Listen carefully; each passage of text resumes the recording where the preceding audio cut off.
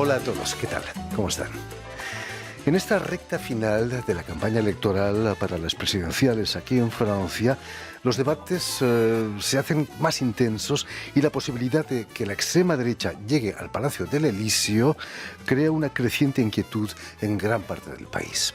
Inquietud que comparte, sin duda, el artista argentino Sergio Moscona, quien inaugura una exposición el próximo jueves en la Galería Corcia, aquí en París, en la que expone dibujos con títulos que hacen referencia, no sin ironía, al debate político como Contradicciones en las calles, Cuidado con los rojos o Quebrando estructuras.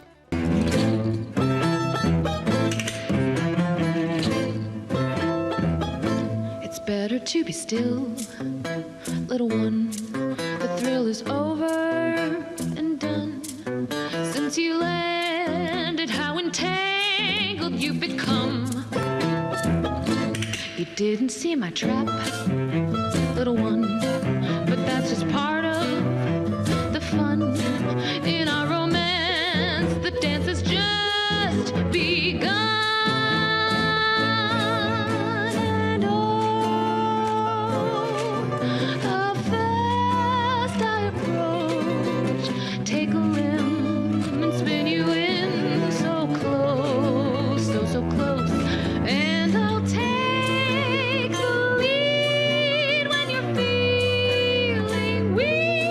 Precisamente para hablarnos de su nueva exposición aquí en París y de su intensa trayectoria en el mundo del arte, Sergio Moscona ha sido tan amable de volver a nuestros estudios. Buen día, después de muchos años. Buenas tardes, Sergio. Buenas tardes, me da mucho contento estar de vuelta aquí. No, el placer es nuestro. Permíteme que recuerde a nuestros oyentes que has nacido en Buenos Aires en 1979, si no me equivoco, y que vas a empezar tus estudios de dibujo y pintura muy joven. Tenías 8 años apenas, me contabas. Y imagino que no tenías todavía claras las ideas políticas, ¿no? ¿O sí? No, la verdad que no, pero igual vengo de una familia que mi padre fue asesor de Dante Caputo como 15 años, así que igual la política estaba en mi casa. Vas a estudiar pintura y grabado en la Escuela Nacional de Buenos Aires, pero vas a estudiar también filosofía en unos cursos para jóvenes con un gran filósofo, Santiago Cobaldov. ¿Qué huella te dejó Cobaldov en tu trabajo como artista? La verdad que muchísimo. Santiago me formó intelectualmente, ¿no? Porque él armó un curso muy especial. La mujer de Santiago es psicóloga, mi madre también es psicóloga, y con todo un grupo de gente que conocía, buscó, por ejemplo, yo pintaba, había otro chico que hacía circo, otra chica que escribía, y armó con los hijos de gente amiga de él o conocidos de su mujer profesionalmente, armó como un grupo de filosofía de gente joven, que es la única vez que lo hizo incluso, no es que algo que volvió a hacer. Y bueno, y yo estuve como 3 o 4 años, una vez por semana, recibiendo presocráticos, de todo, ¿no? Porque nos formamos desde lo antiguo a después hasta autores modernos, ¿no? Imagino que a esas edades uno es como una esponja, absorbe mucho más que cuando uno es adulto, ¿no? Incluso imagínate que 3 de las personas que estamos en ese curso hoy día son filósofos. 2 de ellos se egresaron acá en la Sorbonne, ¿viste? O sea, que fue tan fuerte para varios del grupo que los marcó incluso de seguir seguir la carrera, ¿no? Imagínate, fantástico. Tu madre, como nos decías, es psicoanalista y tu padre médico. ¿Era inevitable que en tu trabajo artístico aparecieran los conflictos humanos del hombre? Sí, la verdad que desde siempre mi obra estuvo centrada en el ser humano, ¿no? O sea, yo nunca, desde chiquito, me fui a la figuración, o sea, no fui nunca abstracto ni esto, no, siempre me centré en el hombre y el hombre en relación. Hay mucha gente que hace un personaje, ¿no? O, por ejemplo, muchísimos artistas famosísimos, ¿no? Que como Kate Colowitz, por ejemplo, que tal vez puede trabajar mucho el género humano, pero tiene mucho el autorretrato y parte de muchas torturas personales. A mí siempre las torturas o todas las situaciones son colectivas, ¿no? Es el hombre en situación, el hombre con el hombre. Justamente uno de estos chicos que había estudiado filosofía conmigo, que hoy día es filósofo, había escrito un primer texto sobre mí que decía como que justo incluso hasta cuando yo tengo estos personajes medio monstruosos, hasta en los monstruosos que son se hacen compañía, decía él, porque siempre está uno con el otro, ¿no? Aunque el presupuesto de nuestro programa no nos permite tener un diván como yo había pedido aquí en el estudio, pero me gustaría que nos contases hasta qué punto el psicoanálisis puede ser benéfico para la creación artística. Bueno, para mí, en mi casa... Tu madre nunca te psicoanalizó, No, imagino. obviamente, bueno, si no ya no fuera una buena psicoanalista, ¿no? Pero mi madre y mi hermana también es psicoanalista, entonces, y bueno, y tengo mi padre médico, entonces siempre era un poco tertulia, ¿no? Casi después de comer y todo, se hablaba mucho de psicoanálisis, y aparte es un tema que a mí me interesa muchísimo. Y yo creo que, bueno, todo lo que sea tratar de conocernos un poco más a nosotros y después también de indagar un poco más de cómo funcionamos, es algo fértil para la obra, y más cuando te digo que mi trabajo tiene que ver con el tratar de entender al ser humano en relación con el otro, ¿no? Cuando hablabas de artistas que tenían al ser humano como protagonista, me has hecho recordar a Antonio Seguí, que nos Sí. acaba de dejar, donde su obra está llena de hombrecitos, ¿no? ¿Te sientes hijo, en cierto modo, de esa generación de artistas comprometidos? Porque Antonio Seguí tenía un Sí, cierto sí, compromiso. bueno, Antonio, bueno, lamentablemente ahora aparte hace poquito, como vos decís, vamos a rendirle un poquito homenaje acá hablando de él. Fue un gran artista argentino que nos representó acá en Francia aparte maravillosamente. Es un gran referente para todo artista figurativo que sale de Argentina. Dentro de su generación, como decías, para hacerlo un poco más grande, hay un montón de otros dibujantes, incluso uno que es muy amigo de él, que bueno, era muy amigo de él, que es Carlos Alonso, que ahora también, bueno, de su misma generación, hoy día tiene muchos homenajes en Argentina y todo. Y bueno, yo soy un poco hijo de una línea figurativa, ¿no? Expresionista, bueno, como también hablábamos un poco antes del programa, viene todo de un artista húngaro que fue formador de todos estos dibujantes, que fue Lajos Salai, y que justamente te contaba que en el 2019 estuve haciendo 3 exposiciones acá en Francia de él, o sea que armé una curaduría para poder dar a conocer un poquito acá su trabajo. Importante artista de Lajos. Sí. Un crítico de arte subrayaba tu obsesión por la improbable reconciliación entre los seres humanos. ¿Te sorprendió la invasión de Ucrania por las tropas rusas, la guerra? Y la verdad que sí, sobre todo lo que más me sorprende, porque hoy día ya no me sorprende casi nada, pero sí me sorprende que después de una pandemia que decimos que vamos a salir un poco mejores, ¿no? Que de pronto estemos al borde de una tercera guerra mundial o en una situación tan conflictiva a nivel general como la que estamos viviendo, ¿no? Tal vez lo que me sorprendió fue el momento, no el hecho. El hecho me parece que el mundo nunca va para mejor, pero creo que el post-pandémico me parecía raro que entremos en un conflicto generalizado como el que estamos, ¿no? Quizás Putin esperaba que la pandemia se calmase un poco para No, vencer, yo tal vez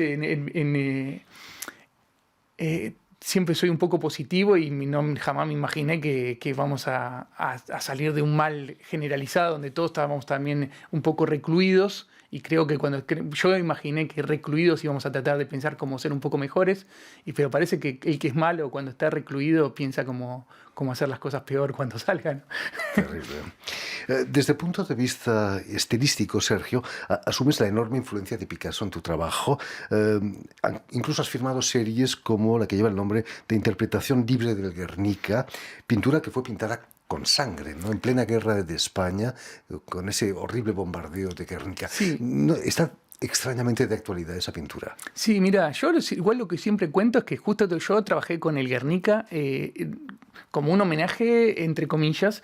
El Guernica de Picasso obviamente es contemporáneo porque él era un genio y la obra siempre va a ser leída con actualidad. Pero después, justamente cuando hablábamos de las diferencias del momento actual, pensar la guerra desde el año 1937, por ejemplo, el animal en el Guernica. El caballo y el toro representan la animalidad de la guerra. Hoy día tenemos zoológicos donde un nene de 3 años toca a un león como si fuera un gato grande. Entonces, los elementos simbólicos del Guernica para mí hoy día cambiaron completamente y yo justamente lo que hice fue abordar el cuadro, o sea, interpreté libremente para mostrar que las guerras hoy día son otra cosa. En el cuadro del Guernica, como obviamente era una guerra ideológica, tiene la luz como la esperanza. Y en mis Guernicas, la luz viene de afuera, porque para mí en las situaciones como la actual guerra de Ucrania, ¿no? Es difícil ver luz adentro. Entonces tiene que aparecer desde afuera. O sea, no lo vivo con esperanza, por ejemplo. No lo vivo, es difícil verlo con esperanza. Entonces todos son cambiados. Después, cuando yo trabajé Guernica, así como vos hablás de lo que representa tal vez Picasso para el arte contemporáneo, Picasso es realmente el genio más importante del siglo XX. Y entonces, ¿cómo abordar a una persona que avanzó frente a todos. Picasso, cuando le interesaba a un artista, agarraba el cuadro paradigmático de ese artista. Entonces yo lo que hice fue hacer lo mismo. En vez de quedarme paralizado frente a él, tomé su paradigma y hice el Guernica de Moscona. Cuando vos vas al Museo Picasso acá en París, por ejemplo, tenés las Meninas de Picasso. O sea, anula incluso a Velázquez desde el propio nombre de su serie. Entonces yo hice lo mismo. De hecho hice una muestra en el 2007, fue esta exposición, que llamó el Guernica de Moscona. O sea, como anulando en el avanzar su manera. Y fue de hecho la única serie en donde yo boceté para llegar a hacer los cuadros más grandes. O sea, procedí de la manera en que él procedía para también entender la manera de trabajo. O sea, yo generalmente cuando vemos estas pinturas que se están mostrando, trabajo directamente. Es muy raro que haga un boceto para hacer un cuadro de 2 metros. Hago directamente un cuadro de 2 metros. Pero Picasso, como iba avanzando desde bocetos, yo procedí también para hacer cuadros que incluso hay Guernicas míos de 2,30 metros, de 2,70 metros, cuadros grandes. Todo parte de tomar personajes de bocetos más pequeños. Quizás la guerra de Ucrania puede provocar un Kiev de Moscona, quizás. Bueno, ahora hice unos trabajos, justo antes me parece que vos nombraste un título que era Cuidado con los rojos, ¿no? Justamente venía por ahí. Hay 3 obras en la muestra que son como diablos que salen de adentro de algo, ¿no? Entonces uno sale desde la boca, entonces lo que uno dice a veces cuando alguien tiene cosas malas para decir, perturba a otros. Otros salen de las entrañas, los diablos salen de las entrañas de un personaje y perturban a todo el mundo, y otros salen de la cabeza de otra persona. Entonces hay 3 cuadros en donde finalmente cuando uno, esto que vos también, esta frase que dijimos, ¿no? El que desea y no obra engendra peste, ¿no? Entonces finalmente obran con peste, pero perturban a un montón de personas que tal vez estamos de lo más bien, ¿no? Así que... Los dibujos, ¿eh?